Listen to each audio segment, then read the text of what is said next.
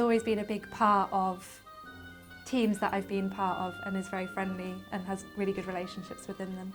I know the students love her. I haven't had as much direct observation of her relationship with students, but all that I hear from the students is positive. My name's Dania. I'm an anatomy lecturer here at Brighton and Sussex Medical School. I've been working here for about 6 years now. I met Claire during my interview, so Claire interviewed me, and I've been working with Claire ever since. I think Claire in general has an amazing capacity to see potential talent and not just look for the people that are already well established and give them the opportunities, but to see something in people that is worth supporting. So something she's done for me throughout my career is when opportunities come up that perhaps she's been invited to do, she's very good at pushing me into that spotlight and giving me the chance to kind of do what I can do with that situation while providing a kind of safety net around me. So she's very good at putting people into the limelight, and she's willing to push back when things aren't right and stand up for what she believes in. And one thing she definitely does believe in is the team effort and how much it's not just one individual that makes things happen, it's everyone working around them as well.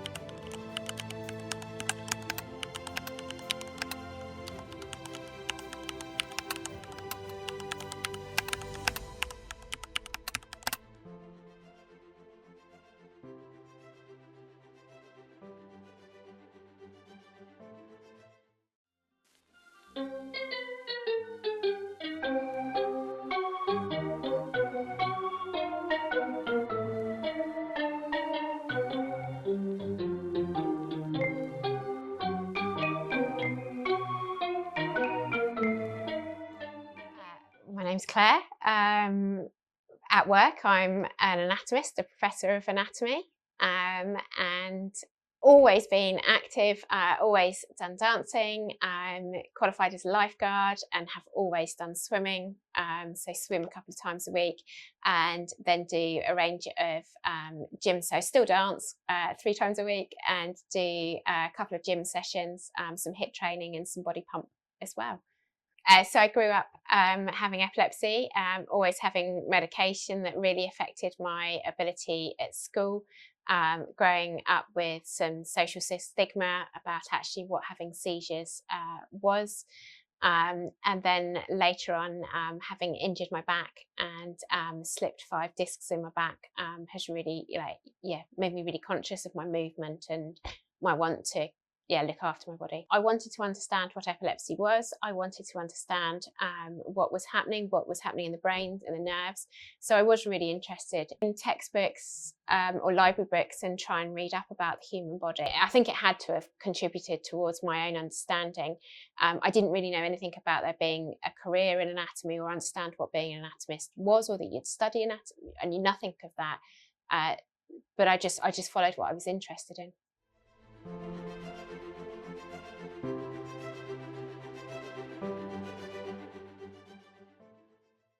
She has extreme passion, and there's not many people that have passion for the work they do, but I see in her eyes, she lights up. I think she once said, I love it when I see my students or the light bulb in their eyes light up as they understand what I'm trying to say or what I'm portraying, what I'm teaching. and she has that in her as well. I'm Alice Sackett, Claire Smith's, or one of Claire Smith's friends. When you say, you dissect a human body, you kind of then detach yourself slightly, and it's, you do it for the teaching element too. And she absolutely loves teaching, guiding people through, or her students, through what they want to do and progress themselves. She had a love of movement. She's always moving. Anything cold, extreme sports wise, you'll find her there. Actually, it gives me shivers just thinking about it. And that's how she really got into anatomy, and the whole field, and the love of teaching. She wasn't, she didn't intend to go into anatomy, this field. I think it was a path progression, I would have thought.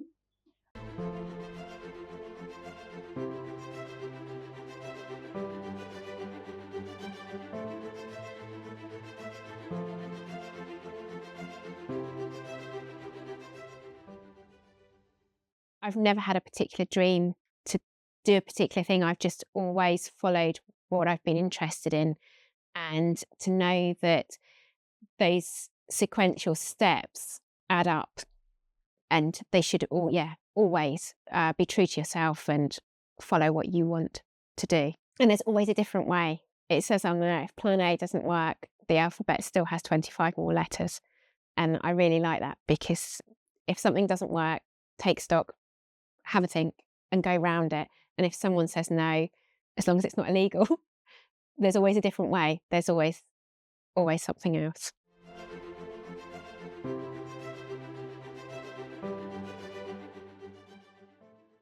I'm Hermione. I'm Claire's eldest daughter. I love Claire. She's amazing at home. She looks after us. It's quite common for us to come in the house and she's got a skeleton up. She's got some bones. I don't know, we had a squirrel recently that died in the garden, and that's it. She's managed to dissect that, and she's got the bones and everything. When I was younger, I must have been maybe about 7 years old. I got in the car. She picked me up from school, and there was like a weird smell in the car. And turns out she had a whole entire cow in the back of her car that she was ready to take home. And another one, I think it was the first time she's got a real human skeleton at home or in her office. And I remember she picked me up at the end, things like from school or something. And she was like, oh, by the way, she said, there's like a real human skeleton in the car. And I thought, look, this is too far. This is not normal.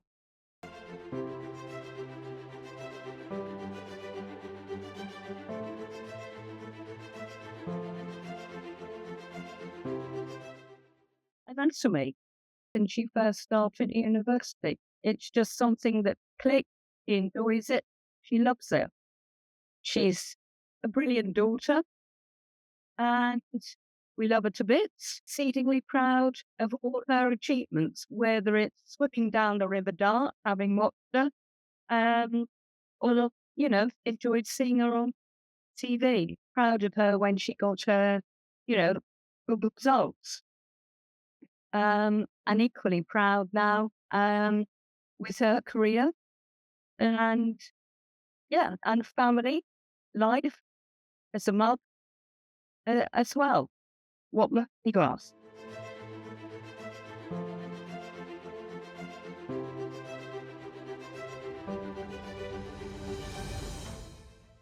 What she's achieved in the time when she began her career, I know she faced a lot more hurdles than I have, and I feel very lucky as a female coming into this career now that actually I've been surrounded by a lot of very strong female leaders, including Claire.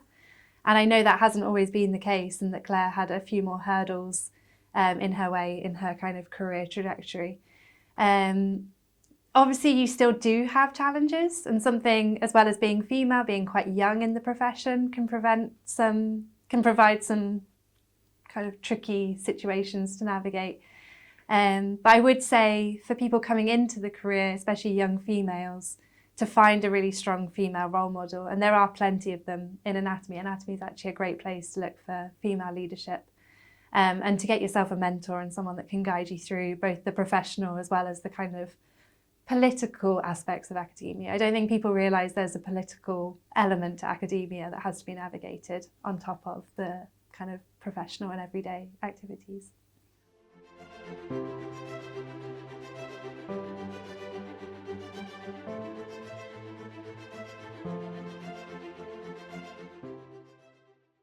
The only woman in the room, being mistaken for a student, being mistaken for professional services staff, being examining surgeons, and then walking in and being told that no, students are going, candidates are that way, and kind of saying, actually, find my badge and go, no, I'm an examiner.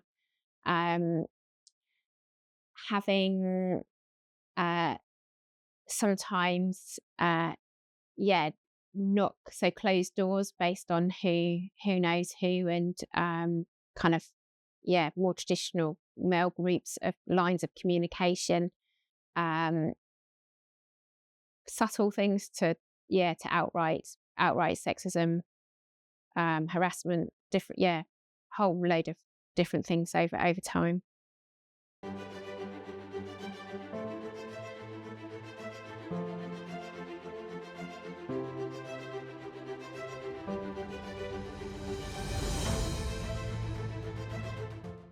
So I think there's not enough women out there with a voice. You know, I know the cliche is that, women can do anything a man can do. Possibly, yes, no, I don't know. But I think, we can do whatever we want to do. If you can see it and you want it enough, you can do it. And Claire's proof, how many hats does she wear? She's got her professor hat, her teaching hat, her mother hat, her friend hat. She's got a wonderful career. If anything, it's still blossoming. I think she's got a love for knowledge, and I think it comes through when she's teaching. She's, whether it's a seminar, be in a lab, when she's talking to maybe the donor's family. I think she's very professional. She comes across very heartfelt, honest, and that's important in this field, I believe. You're always going to have something there biased towards you, and I think, if you can handle that with a smile on your face and just keep cracking on, I don't think there's anything you can't do or overcome. If you can see it, you study, you achieve it.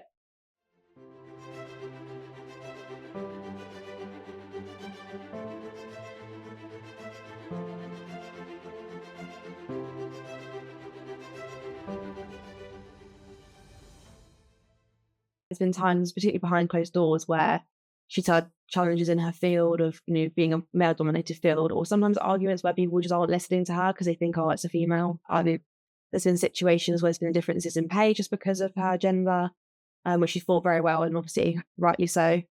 And I think it does sometimes take her back. I think if you're in a room particularly dominated by males, or like the older generation, and then there's just my mum, I've seen her in meetings with like 15, 20 males, and it's just her. But she handles it well. I think she knows how to sort of like get her way, and definitely causes some challenges along the roads. I think that, there's so many women out there that have done it, and my mum's an example. My mum was severely dyslexic. She didn't get any levels and she had to retake them. And then she's come all this way now in education. And I think also the world is changing, and eventually, hopefully, we'll get there so that, it's a much more female-dominated world. And I also think that there's so many things that women can do that men can't, all the multitasking. My mum continued her whole job having me and my sister with family challenges, her dad passing, and still just continued to work through all of it. And I think just don't let any man knock your confidence. Just be proud of yourself, be proud of your knowledge, and it doesn't matter what someone else thinks. One of my other quotes is, you have to dance in the rain to enjoy the rainbow, which I quite like.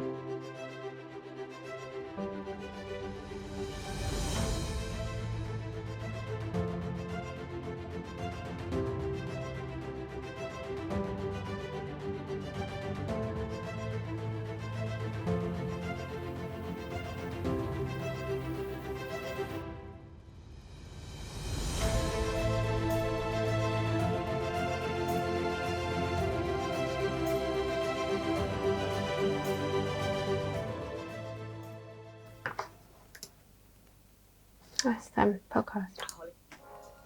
I don't know what to do. I always work with my music on. My favourite is Guns N' Roses. It's always on that.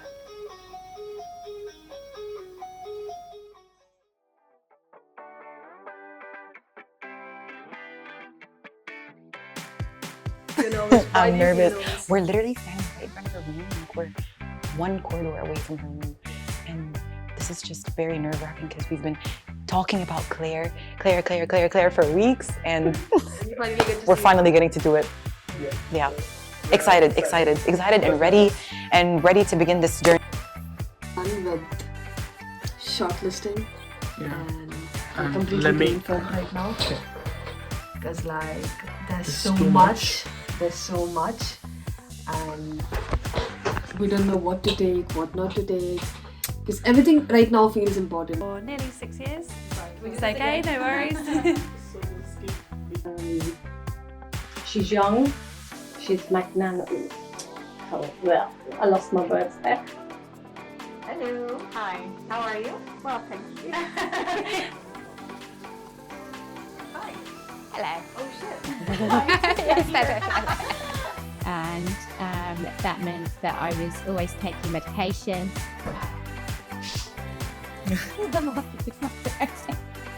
Love it.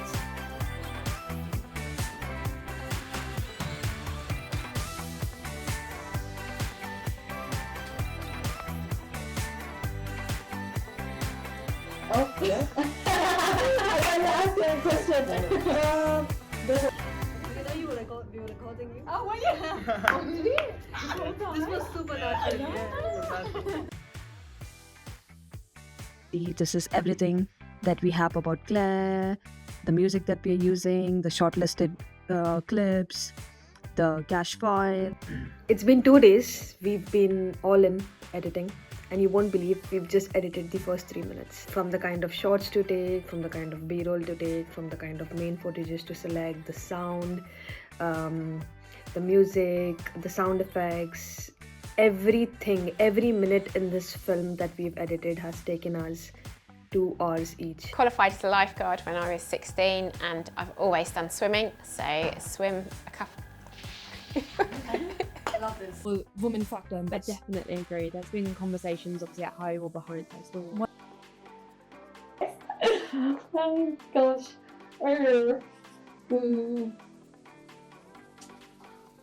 Pausing for 2 seconds, trying to